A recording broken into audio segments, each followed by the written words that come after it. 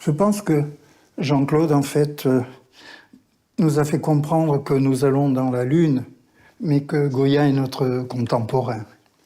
Et donc, on ne se baigne jamais dans le même carrière. On ne se baigne jamais deux fois non plus dans le même Goya. Parce que Goya est reconnu comme un surréaliste par les surréalistes, comme un impressionniste par les impressionnistes, par un romantique par les romantiques. What's most interesting about Buñuel and Jean-Claude's relationship with surrealism is their freedom of thought. I don't think of surrealist paintings when I think of Buñuel. I think of surrealist logic, surrealist thought. They look more like Goya paintings than they do look like surrealist paintings, because there's a bigger expanse to them. They're not, Goya paintings were not easel paintings. I mean, they were like movie screens.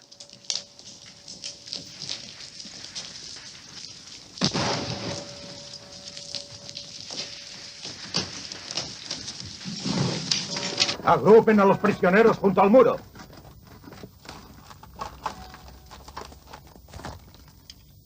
La primera fila.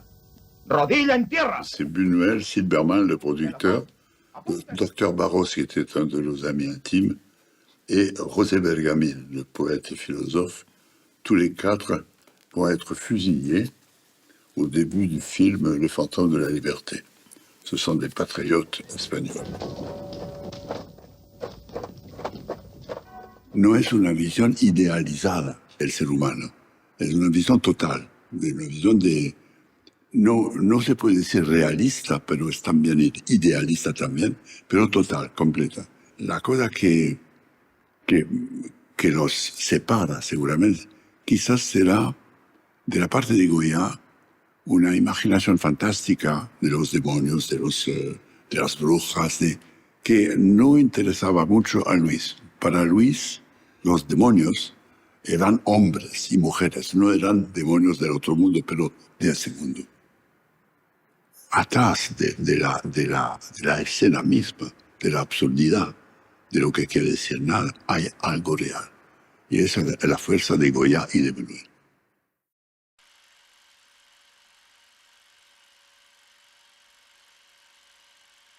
El surrealismo nació teóricamente en Francia, pero se quedó en la teoría, en el racionalismo. Es un surrealismo cartesiano, valga la paradoja, ¿verdad? En cambio, los grandes artistas del surrealismo como Max Ernst en Alemania o Buñuel en España son los que acuden a sus raíces culturales y de ellas extraen la visión surrealista del mundo. Entonces, Buñuel, pues sí, es un surrealista moderno, pero es un surrealista moderno porque tiene atrás a Goya y tiene a Valle Inclán y tiene a Cervantes y tiene a la picaresca y tiene a San Juan de la Cruz y tiene toda una extraordinaria cultura española que lo está nutriendo.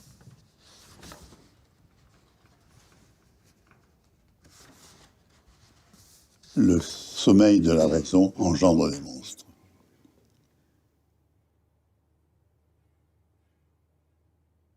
Es que la palabra sueño en español, como sabemos, es muy polisémica. Entonces no sabemos si pensar que cuando estás dormido la razón se duerme y entonces aparecen monstruos, o pensar que soñar tanto con la razón, con que la razón lo puede todo, termina produciendo monstruos. O sea, la razón no lo puede todo. Il y a une phrase de Bergamin que j'ai donnée souvent à commenter à des étudiants, où il dit le contraire de la vérité, écoute bien, le contraire de la vérité n'est pas l'erreur. Le contraire de la vérité n'est pas le mensonge. Le contraire de la vérité, c'est la raison. À partir du moment où on veut rationaliser quelque chose, on est sûr de se tromper.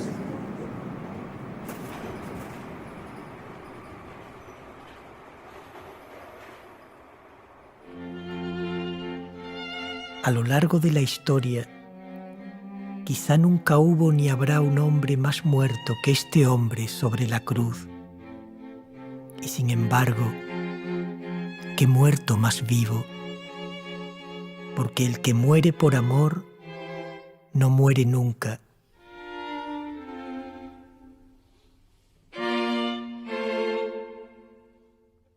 de esta muerte tan viva, tan amañada a veces, van a salir las catedrales góticas, la Divina Comedia, los frescos de Giotto, la música de Bach, San Francisco de Asís, el cántico espiritual, el cine de Dreyer, Dostoyevsky, Simone Weil y estas pinturas de Francisco de Goya, y también esta música dolida y conmovedora de Franz Joseph Haydn.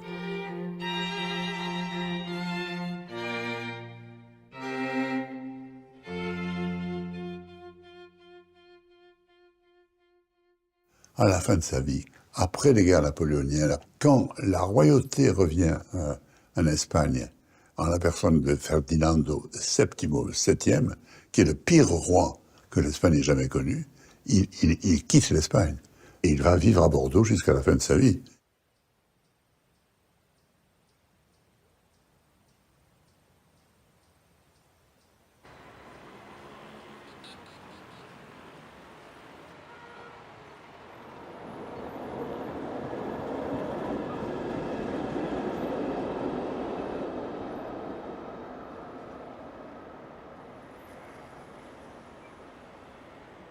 En sus últimos años de vida, absolutamente sordo, frecuentaba las tertulias de Burdeos, una chocolatería, pues él era goloso, el maestro era goloso, y él frecuentaba esos ambientes de tertulia en los cuales él ni oía ni se podía expresar. Pero yo lo imagino disfrutando del placer de su chocolate y disfrutando de los gestos, las actitudes, las risas, esas imágenes que tan maravillosamente sabía plasmar. Si coges una fotografía y hay un sordo, lo descubrirás rápidamente.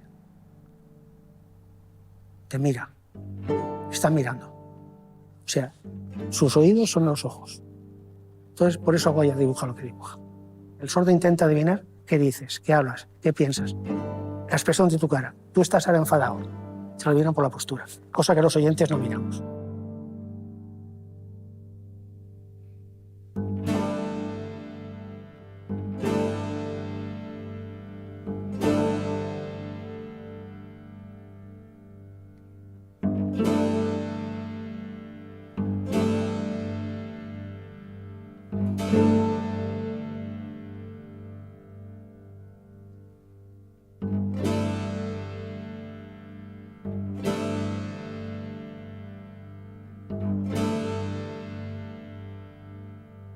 Il faut se méfier des rires de Goya. Là, il y a 3 femmes en train de rire, une qui a des dents, l'autre qui n'en a plus. Mais de quoi rit-elle? C'est la question qu'on se pose toujours. Et la réponse que nous donne Goya, elle rit de moi. Elle rit de moi qui suis en train de les peindre. Elle semble me dire, mais pourquoi tu nous peins? On est tellement affreuse. Quel intérêt trouves-tu, toi, un artiste, à peindre cette réalité-là? Cette réalité de la rue, de la misère, du chagrin, du malheur. Et Goya a dû se poser cette question toute sa vie sans y répondre. Lui qui était le peintre de la cour, qui a peint tous les nobles de son temps et le roi et la reine, il était très attiré par les pauvres gens, par le contraire, par l'autre monde, celui qui se trouve, comme on dit, en bas, et qui est tout aussi vivant que l'autre, peut-être plus.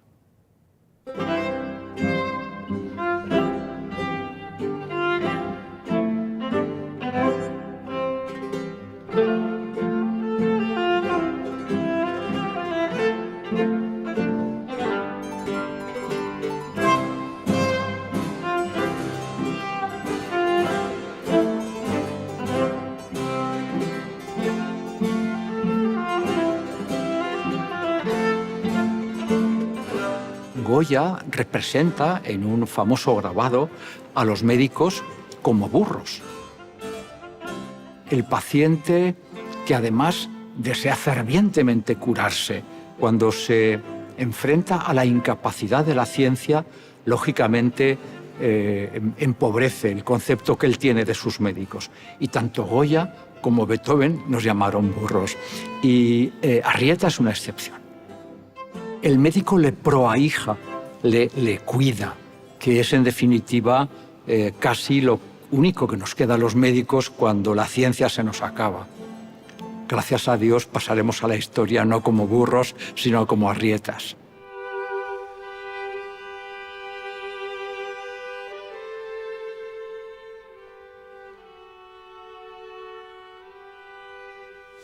Ça, c'est à Mexico avec Jeanne, sa femme et moi. C'est Jeanne qui m'a raconté qu'elle était à l'hôpital à côté de Louise, dans son lit. Il était mourant, il respirait difficilement. Il a dit quelques mots qu'elle n'a pas compris. Et puis il a dit « Ya me muero ». Et à ce moment-là, son pouls s'est arrêté. Donc il s'est senti mourir. Et j'ai toujours aimé ça parce que c'est la dernière action de sa vie. Tu vois, il n'est pas mort, il avait horreur de l'idée de mourir inconscient, de mourir comme ça sous des drogues, sans le savoir. Mais là, oui, il y a me muero. Ce sont ses dernières paroles. Maintenant, je meurs. Et il est mort. Et ça, c'est la dernière photo que j'ai de Louis, c'est 2 mois avant sa mort. Et Jean-Claude voulait ça pour lui. Et il voulait être absolument conscient de sa mort jusqu'au dernier instant. Et il l'a dit. Il l'a dit? Il l'a dit. Bon, je me souviens d'avoir parlé avec lui. Il était sur ce fauteuil et il n'a jamais laissé entrevoir la moindre faim. Oui.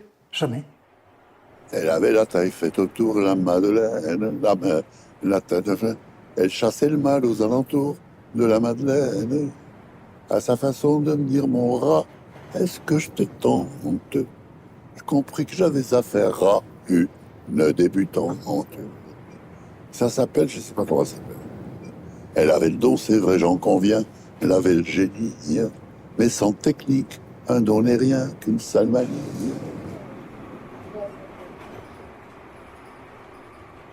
Quand Goya peint les peintures noires, il n'oublie pas qu'il est un peintre. C'est-à-dire, il sait peindre. Ça, on le voit. Il sait dessiner, il sait peindre, il ne fait pas n'importe quoi. Mais il laisse aller quelque chose qui est différent, qui n'est pas le contrôle de tel sujet.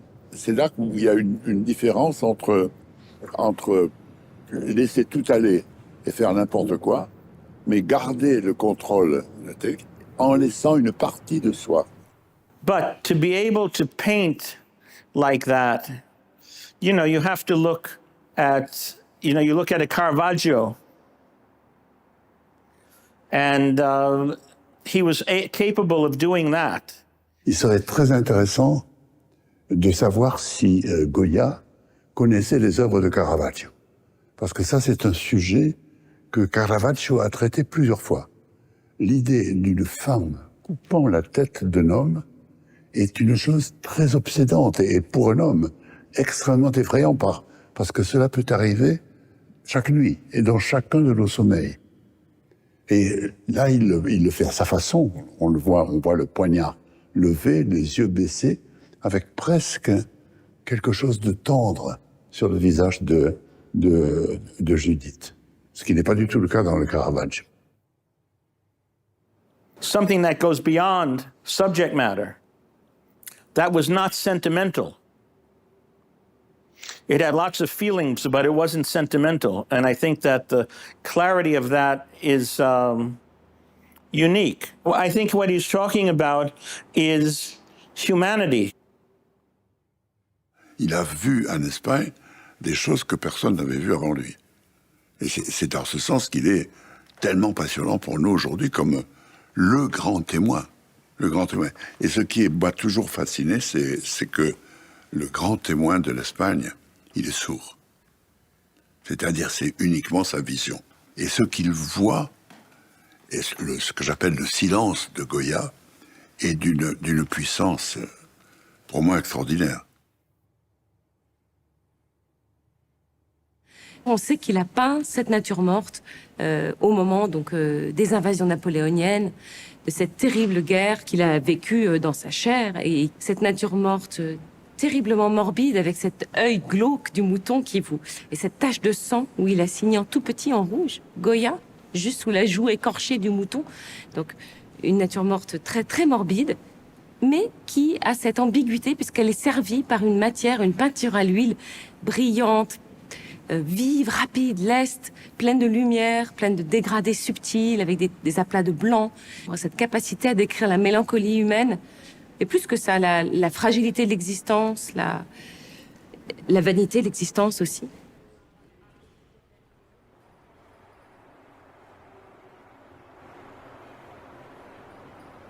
Buñuel m'a raconté qu'il avait rencontré André Breton vers la fin des années 50, au début des années 60 à Paris.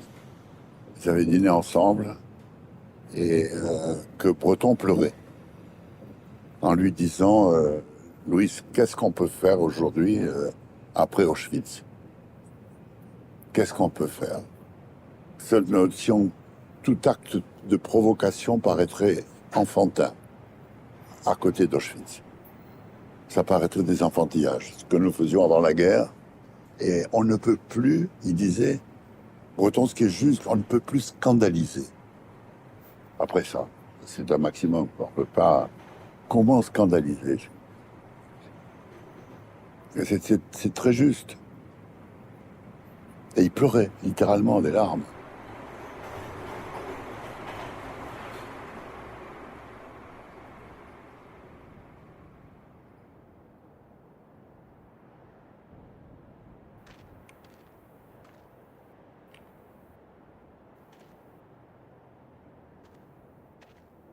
Là, nous sommes à Belchite, qui est un village d'Aragon, pas loin de l'endroit où Goya est né, et qui a été le théâtre d'une grande bataille pendant la guerre civile espagnole.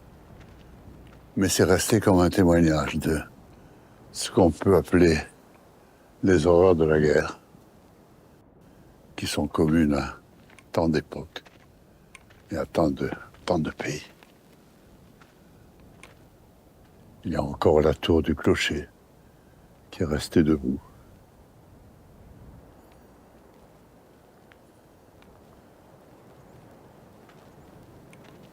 Il y a des ruines nobles, célèbres, les ruines de l'Antiquité, puis il y a des ruines tragiques, comme celle-ci, douloureuse. Et nous en connaissons encore tous les jours. Que ce soit en Syrie, en Irak ou ailleurs. Comme si les hommes adoraient détruire ce qu'ils ont construit. Voilà ce qui reste de ce qui fut un village en vie. Évidemment, Goya n'a pas connu cet endroit, puisque ça a été détruit bien après sa vie. Mais il a très bien décrit dans Les désastres de la guerre, dans son fameux album, tout ce que la guerre peut déchaîner en nous de passion de détruire, de tuer, de sacrifier, de couper bras et jambes, de se débarrasser de la vie comme on se débarrasse d'un vieux vêtement ou d'un fruit pourri.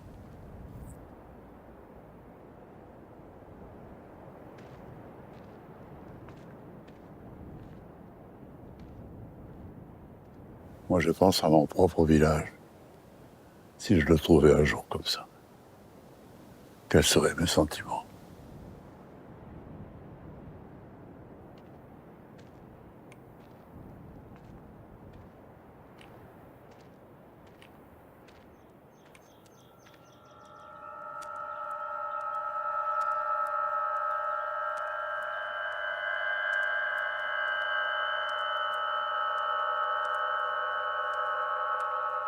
On croirait se promener par moments. On croirait marcher dans une gravure de Goya.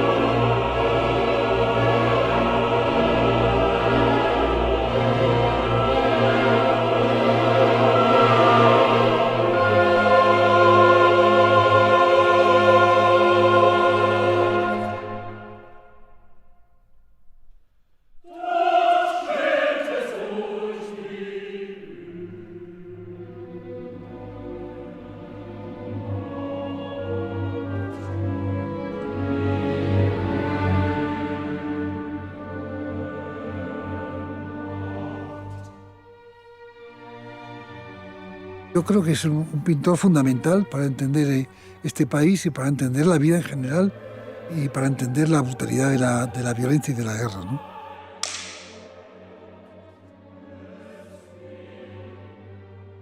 Le tableau est très très émouvant. Surtout pour nous Français, parce que c'est quand même nous, là.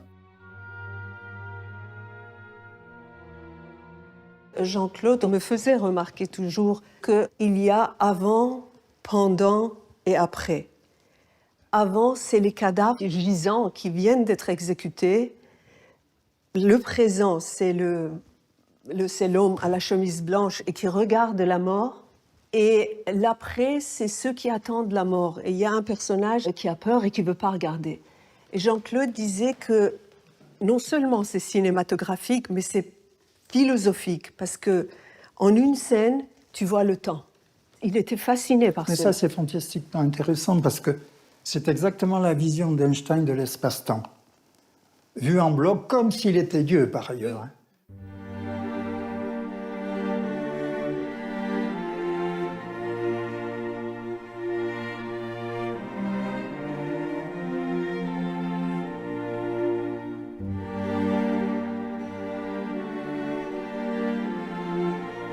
Tu as un tableau de Goya où tu as un géant dans le fond, et puis si tu regardes au premier plan, tu as une caravane de gens qui s'en vont. C'est des migrants, c'est des émigrés, c'est des gens chassés. Moi j'ai vécu toute ma vie avec des... Buñuel était en exil au Mexique, Miloš Forman était en exil aux États-Unis. J'ai toujours connu des exilés. J'ai épousé une Iranienne, enfin tu vois, le monde est fait de gens qui ne sont pas chez eux.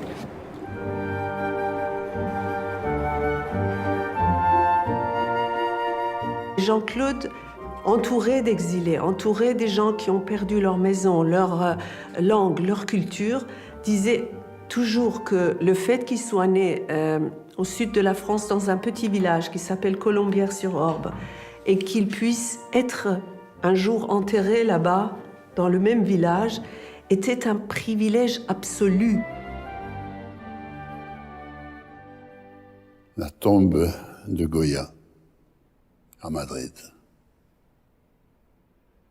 Né en 1946 et mort à Bordeaux le 16 avril 1828. Et on a ramené son corps ici. Dans cette chapelle qu'il avait décorée 30 ans plus tôt, avec un trompe-l'œil fameux en haut. Le miracle de Saint Antoine de Padoue, qui ressuscite un mort.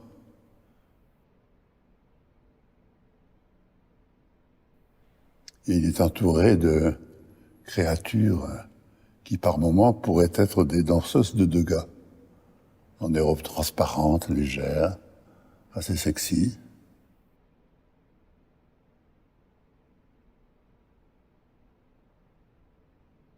RIP, Requiescat in pace, qu'il repose en paix. Je ne sais pas s'il aurait aimé cette idée de repos. Je le vois mal se reposer. J'ai l'impression qu'il a tellement travaillé, tellement fait de choses, que l'idée de prendre un repos éternel a dû l'ennuyer beaucoup.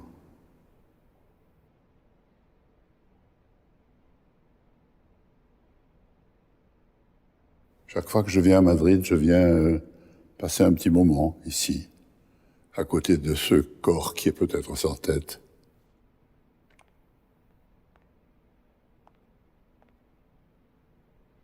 Mais sa tête est partout.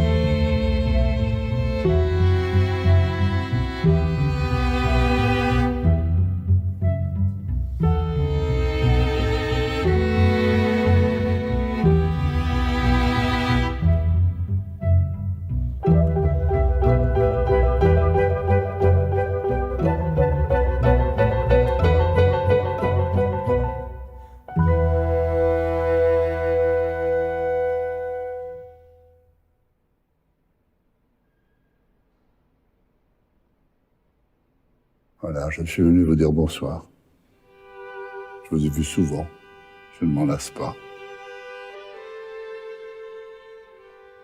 Je ne sais pas si tu es une ou deux, ou si tu es une et deux, ce qui est plus probable. Il se fait tard déjà maintenant pour moi. Je vous ai vu, je t'ai vu pour la première fois il y a 50 ans, et même plus.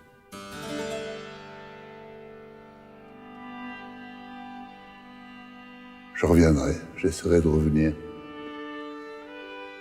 Mais bon, passez une bonne nuit et à bientôt, j'espère.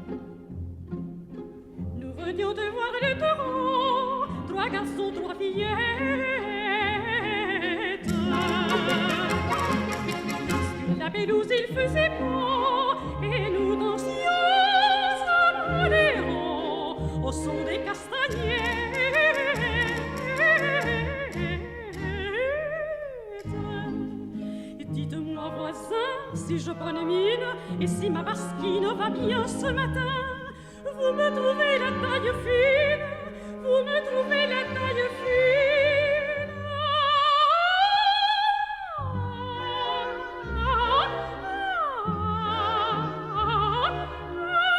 Les filles de Cadiz aiment danser seules.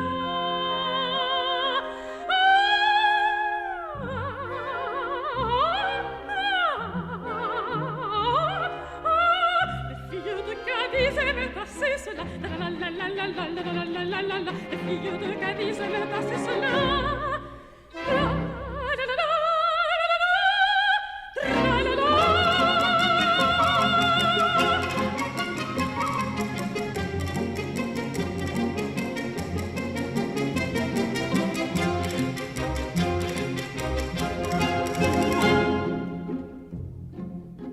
Et nous dansions un boléro, un soir, c'était dimanche.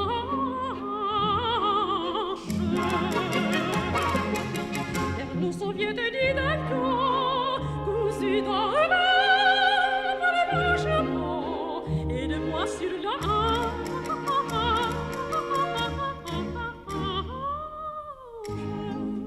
Si tu veux de moi, brûlot de sourire, tu n'as qu'à le dire, c'est doré à toi. Passez votre chemin, vos sires, passez votre chemin, vos sires.